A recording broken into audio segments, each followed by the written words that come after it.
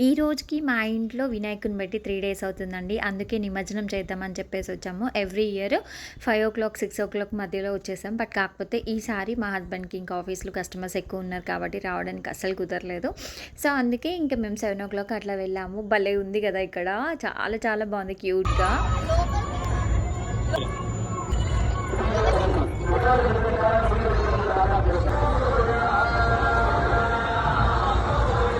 Okay done. 3 days మనం పూజలు ఇవన్నీ చేసేసి అలా నీళ్ళలో వదిలేయాలంటే కొంచెం బాధగా అనిపిస్తుందండి. బట్ తప్పదు కదా! మేమైతే ఎవ్రీ ఇయర్ ఇక్కడే చేస్తామండి నిమజ్జనం.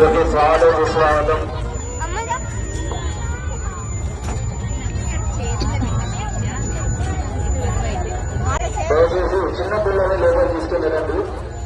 విగ్రహంతో పాటు ఒక్కరు లేదా పెద్దలు మాత్రమే వెళ్ళండి. జీవీ సిబ్బంది చెప్పిన మాట. మా వినాయకుడి నిమజ్జనం అయితే ఇలా